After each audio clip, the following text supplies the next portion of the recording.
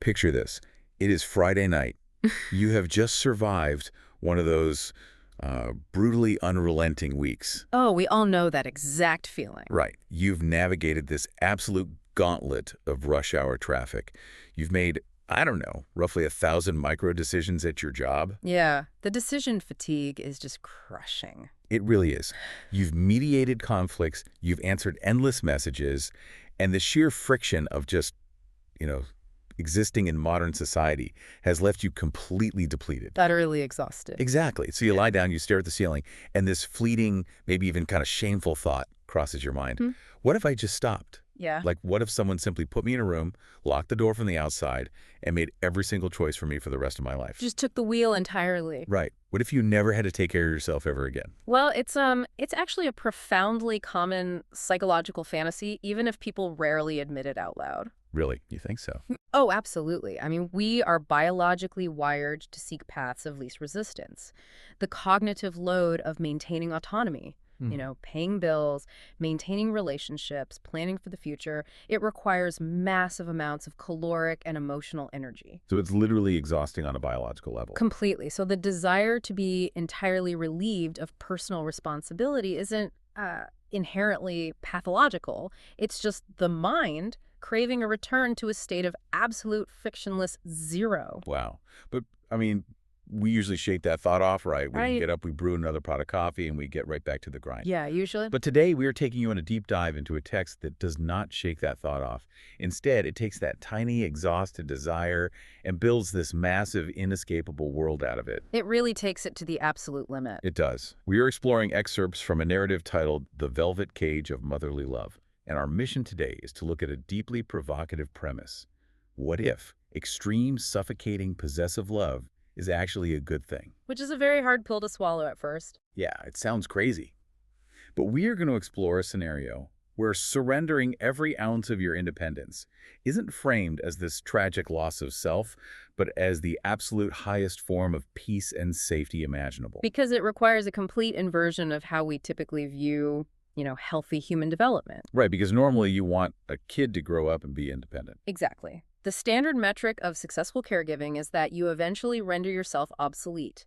You teach a child or a dependent how to survive the harshness of reality on their own. Right. You push them out of the nest. Right. But this narrative posits a pretty terrifying alternative. It asks us to view the outside world as fundamentally unfixable, like a place of inherent danger and cruelty. Which some days doesn't feel entirely wrong. Fair point. But it suggests that the only logical, loving response to that is to build an impenetrable fortress against it, treating total, lifelong infantilization as the ultimate sanctuary. Okay, let's unpack this, because it really plays on that exhaustion we all feel. We all get tired of the noise. But to understand the mechanics of how this extreme possession actually works, we can't just look at the emotional manipulation. No, you have to look at the physical space first. Exactly. We have to start with the physical architecture. The environment dictates the reality. And the mother figure in this text, she hasn't just decorated a cozy bedroom. She has engineered a literal compound. The physical boundaries of this environment are meticulously detailed in the source text. And, they serve a dual purpose. We're introduced to a room secured by steel locks, 4 deadbolts, a reinforced heavy oak door. 4 deadbolts. Yeah. That is intense. Yeah, and a locked hallway beyond that. So on a purely functional level, it prevents the dependent from leaving, obviously, and prevents the world from entering. Right. But psychologically, those locks establish the mother as the absolute gatekeeper of reality. She alone holds the key, literally and figuratively. And once you cross that threshold, behind those 4 deadbolts, the sensory experience is completely manipulated. The text described the lighting as an eternal amber twilight. That phrase is so striking. It really is. There's this heavy, thick silence that practically suffocates the room. And the only sound allowed to puncture it is the muffled ticking of a grandfather clock that is strategically placed out in the locked hallway. Right, out of reach. Yeah. It feels like she has successfully pushed time itself out of the room. What's fascinating here is that is precisely the mechanism at play. Time implies progression, right? And progression implies change. And change is bad in this world. Change is the enemy of absolute control. So by eliminating natural sunlight and obscuring the passing of hours with that muffled clock, The mother creates a static universe. Wow. Yeah, the dependent lives in a continuous, unchanging present. But the truly masterful manipulation isn't just blocking out the sensory input of the world, it's how the mother cognitively rewires the dependent's understanding of what exists outside that heavy oak door. I found her rhetoric about the outside world fascinating. When the dependent faintly hears the distant noises of the city, like a siren or cars or people shouting, the mother completely invalidates those sounds. She doesn't just ignore them. No, she strokes the dependent's hair and whispers that those are just ghosts of a broken world. She tells him the outside is full of lies, danger, and dirt, and that it makes people hard and cruel. Well, if you look at the psychology of high control groups like, certain restrictive communities or even cults, the primary tactic of the leader is to create a rigid binary worldview. Us versus them. Purity versus corruption. She does that flawlessly here. Flawlessly, she establishes that everything outside the door is violent and deceitful, while everything inside is soft, pure, and true. She actually tells the dependent, "My voice is the only truth left. Everything else is a lie." That is so creepy. Right. She isn't just locking them in. She is systematically dismantling their belief that there is anything worth escaping to. It's like the ultimate ideological sensory deprivation tank. Like if you go to a spa and float in salt water in the pitch black, you're paying to escape physical input. Right, just to relax. But here, the dependent is floating in pure, unfiltered parental obsession. The physical fortifications, the steel locks that keep the body trapped, but the ideological fortifications convincing the dependent that reality itself is a lie that traps the mind. It traps the mind completely. She says, nothing gets through the velvet, nothing gets through the steel locks. It is such a chilling juxtaposition, the unyielding brutality of steel enforcing the suffocating softness of velvet. And that transition from the external to the internal brings us to the next phase of this possession. Yeah. Because once the spatial reality has been entirely conquered, the mother's philosophy inevitably turns inward, targeting the dependent's physical body. Yeah, this part was wild. If the goal is to eradicate all friction and struggle, then even the basic mechanics of human survival have to be viewed as a threat to that peace. Here's where it gets really interesting, because I was trying to wrap my head around the dietary restrictions described in the text. The liquid diet. Right. The dependent no longer eats solid food. They don't chew at all. The mother feeds them warm vanilla and cream from an insulated basin utilizing a silver spoon. And her justification for this liquid diet is wildly profound. She describes the act of chewing like crushing and tearing solid food with your teeth as violence. It is a remarkable rationalization. Calling chewing violence. Yeah. She tells the dependent that in the chaos of their past life, digesting solid food made their insides harsh and agitated. Wow. So by eliminating the need to chew, she is literally removing the body's need to exert mechanical effort. The text explicitly states that the warm cream is designed to keep the dependent soft and pliant, ensuring their jaw never aches. It's forced regression. Exactly. It's a forced biological regression to infancy, where the dependent simply parts their lips and swallows automatically, eyes fluttering shut in passive acceptance. But wait, I want to push back on how we normally interpret this kind of physical decline. If we read a medical case study about an adult who loses the ability to consume solid food or use their muscles, we universally classify that as a tragic loss of capability. Of course. It's a degradation. Right. But the host of this environment, the mother, is framing this biological atrophy as an evolutionary leap forward. Is she genuinely convincing the dependent that physical weakness is a superpower? She absolutely is. And she does it by reframing what strength actually means in this new universe. Okay, how so? In the outside world, muscle mass and strong teeth are necessary for survival because the world is hostile. But in the velvet cage, the environment is perfectly engineered to be harmless. Right, the threat is gone. Exactly. Therefore, physical capability becomes not just unnecessary, but offensive. It's a relic of a brutal past. This becomes incredibly clear when the text addresses the dependent's mobility. Yeah, the dependent admits at one point that their legs feel completely alien to them. They describe their legs as feeling like cotton. The muscle mass is willingly atrophying because they never leave the bed, let alone the room. And rather than being alarmed, the mother is ecstatic. Yes, she feels this surge of deep possessive pride. Her response to the dependent's physical weakness is basically the thesis statement of her entirely twisted theology. She says, legs are for walking away. Legs are for wandering into danger. Because mobility equals risk. Yes.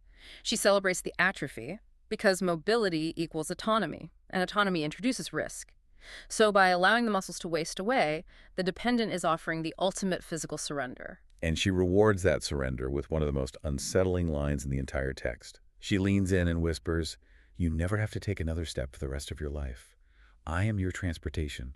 I am your foundation. I am your gravity." I am your gravity. That statement strips away the fundamental laws of physics and replaces them with her own presence. It's so heavy. The dependent later notes, "I feel like I'm floating." And the mother validates this, telling them they are floating in a perfect ocean of her love, while she acts as the shoreline keeping the monsters at bay. It's the absolute eradication of personal burden. But surely that physical atrophy triggers some kind of psychological alarm bell in the dependent? I Yeah. mean, we are wired to move. We are wired to think. And that is the genius of the mother's conditioning. The physical devolution is intrinsically linked to mental devolution. The mother has systematically equated effort with pain. Okay. When the dependent mentions that trying to remember the outside world makes their chest feel tight, the mother seizes the opportunity. She tells them, "Thinking is a burden. It's a weight you no longer have to carry. I've taken it all from you." Man, it's the ultimate manifestation of learned helplessness, but weaponized as an act of supreme devotion. Precisely. The dependent doesn't have to chew, they don't have to walk, and they don't even have to process complex thoughts. They just exist, suspended in that amber light, consuming warm vanilla. It sounds like an unbreakable state of nirvana. But it breaks. It does. And here's the massive contradiction that threw me while reading the source material. If the dependent is entirely pacified and the room is perfectly fortified, why does the peace suddenly shatter? Because out of nowhere, the dependent has a violent panic attack. Yes, the narrative shifts very abruptly there. The frail, pliant dependent suddenly penses in sheer terror. They begin hallucinating that unseen people are lurking just beyond the heavy oak door. And the specific fear the dependent articulates is incredibly telling. They gasp, terrified that these intruders are going to break down the wood, drag them back into the harsh world, and to quote the text directly, make them chew things until my teeth break. That detail is brilliant. Isn't it? It shows how profoundly the mother's programming has rewritten their psychological hard drive. The dependent's absolute worst-case scenario, their ultimate nightmare, isn't violence or death. No, it's just normal life. Right. It is the mere act of having to participate in normal human autonomy again. The prospect of having to choose solid food is paralyzing to them. And this panic attack brings us to the most critical interaction in the text. The mother looks at the door. She checks the steel chain, the 4 deadbolts, the reinforced hinges. She possesses absolute certainty that the door is impenetrable and that there is literally no one in the hallway. Right. She knows this is a complete hallucination. Which leads me to this point. If her stated mission in life is to provide ultimate peace, to ensure her dependent never feels a single pang of anxiety, why on earth does she validate the hallucination? It seems counterintuitive. Completely. Yeah. My instinct would be to immediately soothe them, to say, look at the lops, it's just the wind, you are perfectly safe. But she doesn't do that. She leans into the terror. She escalates it. She drops her voice to a primal growl and vows she would shatter their bones and tear the house down to its foundations before she let anyone touch her precious angel. She actively escalates their fear. Why? Is she just addicted to the drama? Well, if we connect this to the bigger picture, we uncover the symbiotic loop required to maintain absolute authority. The mother's entire identity, her purpose as the ultimate savior, is entirely predicated on the existence of a threat. But wait, see. If the dependent genuinely believes they are safe forever, the mother becomes just a caregiver. But if the dependent believes they are constantly on the precipice of destruction, the mother remains a deity. It's an emotional protection racket. Like a mob boss who breaks the windows of your storefront just to charge you a fee to guard it the next night. That is a perfect analogy. But it goes deeper than that, doesn't it? She isn't just creating the fear for leverage. She is actively feeding on it. Precisely. The text provides a chilling look into her internal state during this panic attack. As she rocks the terrified dependent, her own heart races with what the narrative calls the intoxicating high of absolute control. Wow. The intoxicating high. She needs the dependent to experience that sheer agonizing panic so that the subsequent rescue feels like profound salvation. She utilizes the illusion of the monsters outside to reinforce the absolute necessity of the velvet cage inside. She whispers to them, They are out there, wandering in the cold, searching for something to destroy, but they can't see the light under our door. It is a masterclass in manufactured dependency. It really is. She creates the terror of the outside world simply to be the only antidote to it.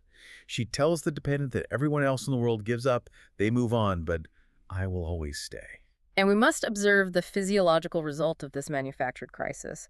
The burst of adrenaline from the hallucination is far too much for the dependent's atrophied system to handle. Oh, right, because they have no stamina. Exactly. The fear completely drains whatever minuscule reserves of energy they had left. The dependent is left gasping, their eyelids drooping, fighting a losing battle against unconsciousness. Fear is calorically expensive, and the dependent has zero currency left to spend. Which leads us directly into the final defining image of the text.